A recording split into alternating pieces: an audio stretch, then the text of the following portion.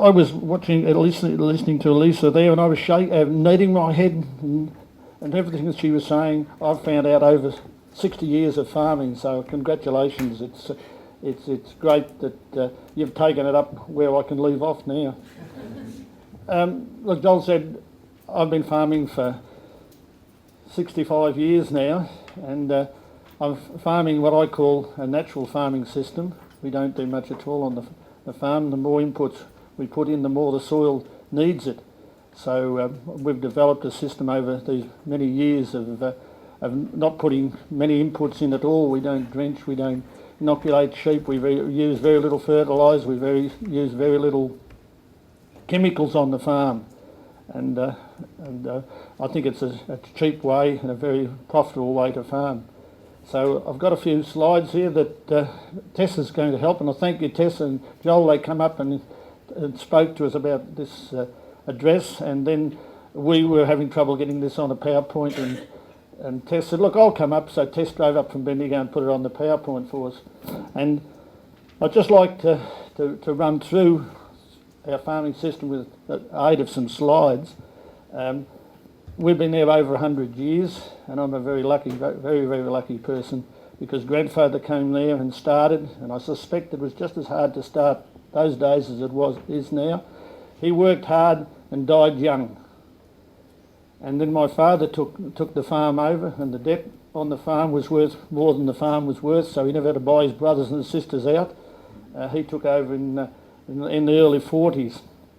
But he was a great guy, Dad.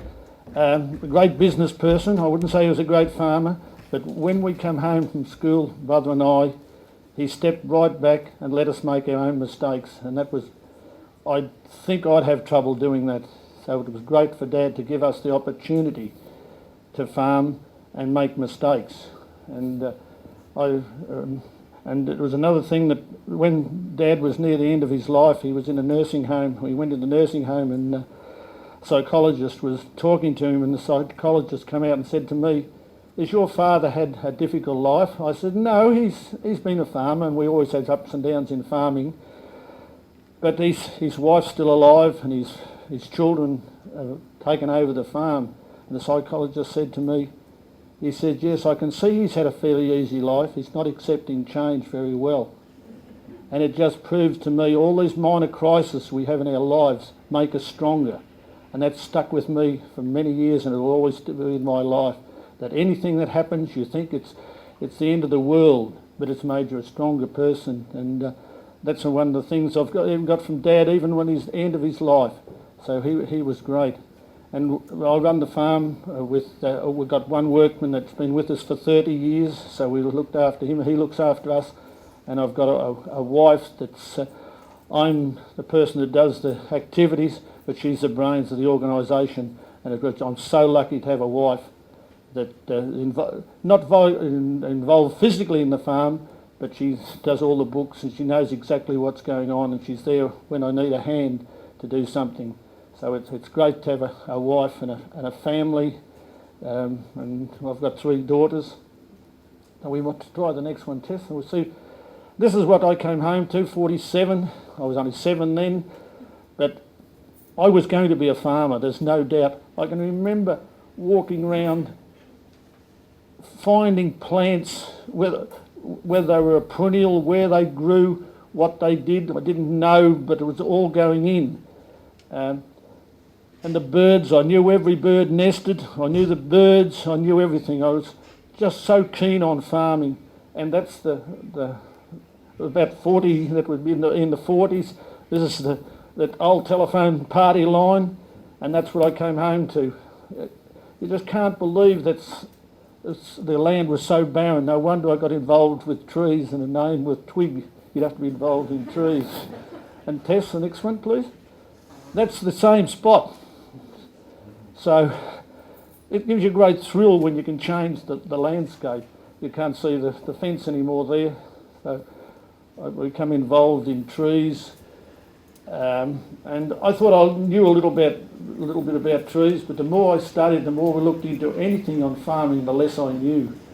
You look across a tree and you think, oh yeah, I know that's a gum tree, that's a wattle tree. But when you start, there's so many different species and so much diversity in all species that we don't understand until somebody starts to explain them to us. So the next one. Might turn that off, Bill. Oh no, it's Might turn it on. I'm not, no it hasn't gone off. That's right. I can talk pretty loud anyway, especially around to the dogs. That's just a shot of our river, and like I said, we don't use very little chemicals. We believe that nature has got all the answers, and it's just like the trees. It's so complex that we can't decipher nature. It's, the more you look into these things, the more it's got to show you. And this is like I said, we don't bench, we don't do anything to our livestock. We just let them manage. The more you interfere with the livestock, the more it costs you, and you don't get any more profits. And Tessius, and I believe that all wealth comes from the sun. All energy, all wealth comes from the sun, and it's something we've neglected. And Lisa was saying that all these, nothing can live without sunlight. And if you need solar panels, all Australia was covered with perennial plants when the Europeans came here. And they were summer growing perennial plants, so that we had lots of solar panels taking in the sunlight and taking it down into the soil and providing a habitat for all these microorganisms. And these microorganisms break down the phosphate, because our soils in Australia have got a lot of phosphate in it, but it's not available to plants because it's not broken down. But if you've got these microorganisms working on this phosphate, that's why we haven't got to use phosphate, they break them down and make them available to the plants. The plants can take them up to the roots. So all wealth, and nitrogen fertilisers, I just don't like nitrogen fertiliser. You should be right building another plane. Hello? Nitrogen fertiliser, in my opinion, is only yesterday's sunlight. And we've got plenty of sun here in Australia, but we're growing annual plants so that we haven't got many solar panels working in the summertime. Most of the summertime with our annuals, there's no solar panels subtracting this sun and taking it down into the soil. So that's why we've developed, yes, I think the next one, a system. We're trying to imitate nature in a whole farm. Everything I do, how would have nature done it? So I just said, we had perennial plants all over Australia, very few annuals. So we're using lucerne to imitate this natural vegetation that was here originally. So that's taking in the sunlight, taking it down into the soil, and providing a habitat for these microorganisms, of what Lisa was saying about. And this slide, money can't buy these things. This is a tree that we've planted. Thorny frogmouths are there. Look, there's 4 of the little fellas. There's one here hiding behind his mother's eye. And I just love farming. I just love these type of things. I could go out and look at that thing and that'd keep me going for a week. It's, even if it's a drought or whatever it is. Aren't they lovely? And that's a tree we planted, and we've provided the habitat. And he looked at that first slide, the second slide, how bare and barren the thing. There was very few birds, very few vegetation, and the landscape was very barren. And I think if you've got a barren landscape, you end up a harsh person. If you can we are part of the environment. The environment makes us what we are. I mean, if you've got a harsh environment and you're killing everything, you become a harsh sort of a person. I think if you can change the environment to a soft environment, you become softer and enjoy life and enjoy your neighbours a lot better than trying to kill everything. I've got to do this one for Joel, especially for Joel.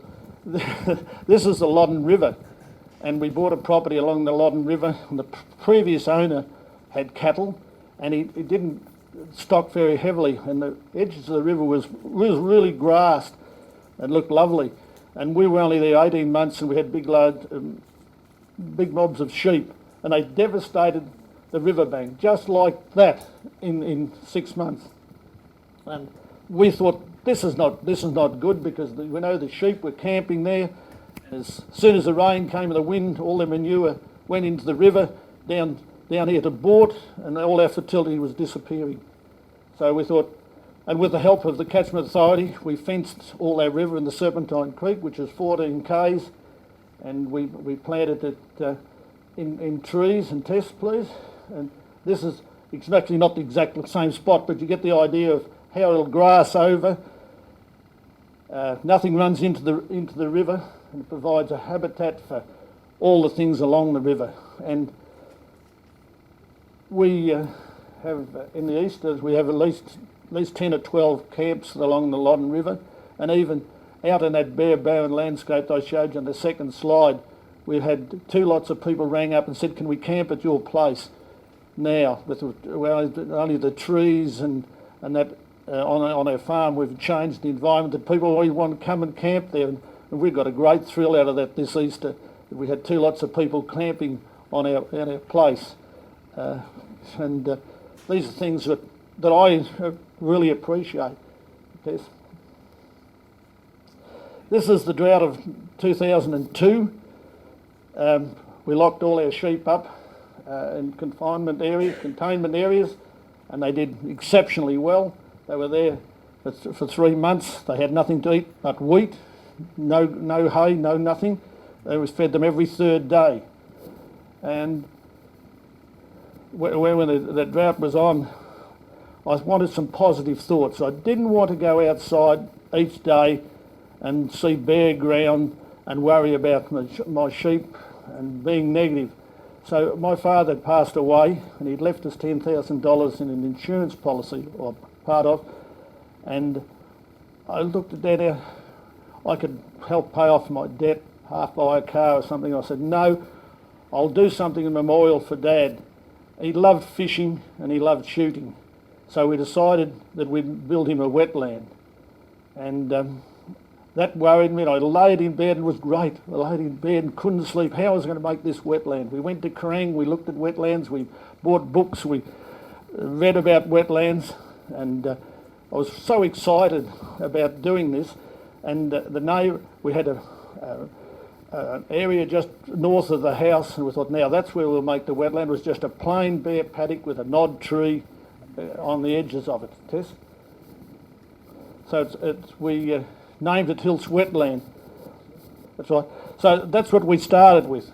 The neighbour helped, or he built it.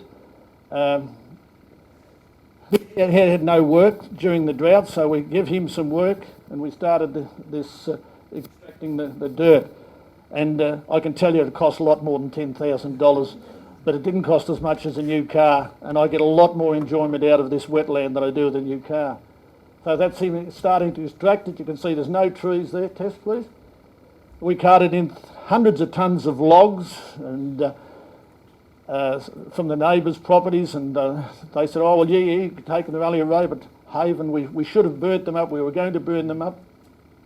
And we had a crane there. They were that big to load on the trucks, and we planted about 15 big dry trees, which were, the opening was always to the southeast, so that the birds, that's the way they mostly like to come in. There's no weather gets in on the nests. We had ducks nesting and having their young there. Yes. This is putting the dry trees in.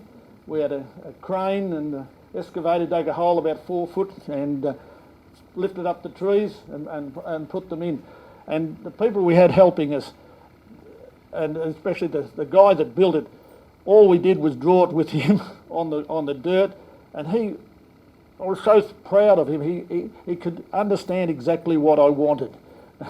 And I didn't quite know myself really, but he understood. We made this area, and it was an island in the middle of it, and we carted these dry trees in. We stood up, and they all were enthused. Nobody was saying, "Oh, you're stupid." I suppose they might have thought it, but they didn't.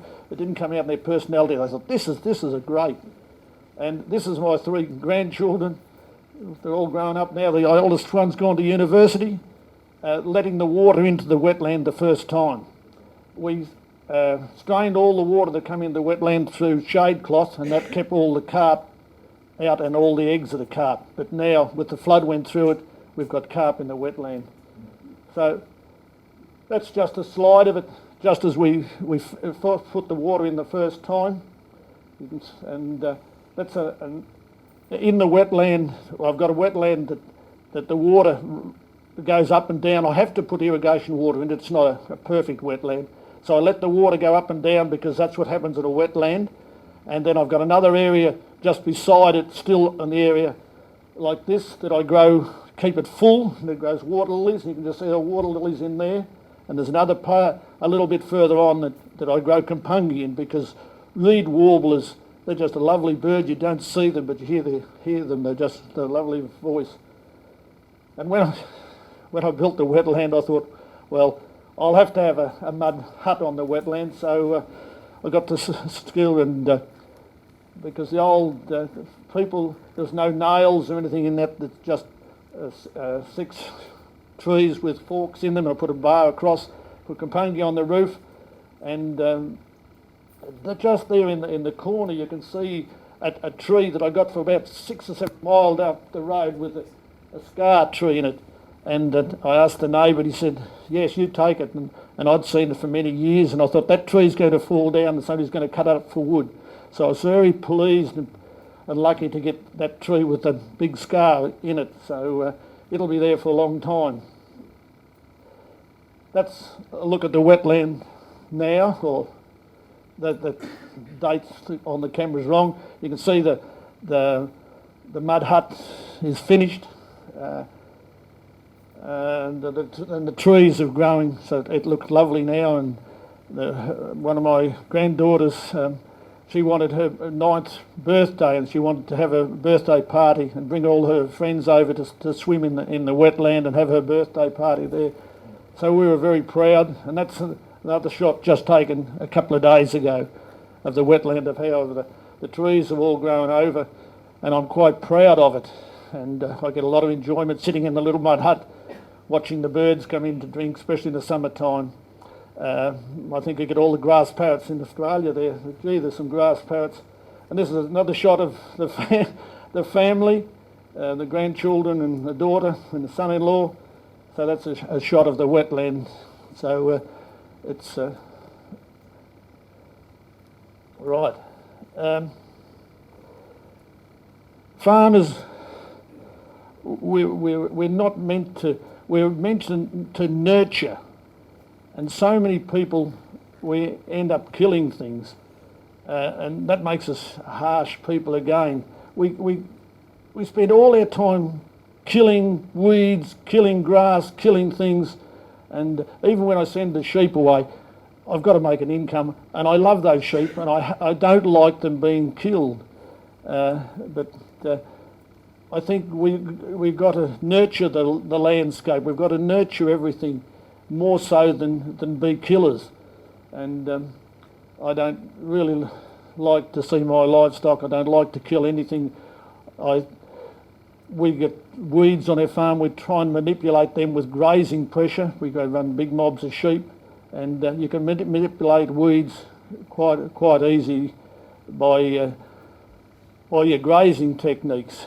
And it's a challenge, and I enjoy challenges, and we've had plenty of them in our lifetime. And I'm not worried about peer pressure. I don't care what the neighbours say. I'm a person of convictions, but if I think it's right, I'll go ahead and do it. So we had goats, and if anybody wants lovely animals, get into goats. They're just marvellous animals, but there's no money in them. But they're so intelligent and they're so lovely. But so we went and bought some goats, and that was one of the problems, one of the disasters, one of the things. So it's, as long as you win more than you lose, I always say, and you've got to make yourself exciting. You've got to make exciting life. Right, Tess, I think this will be the last one.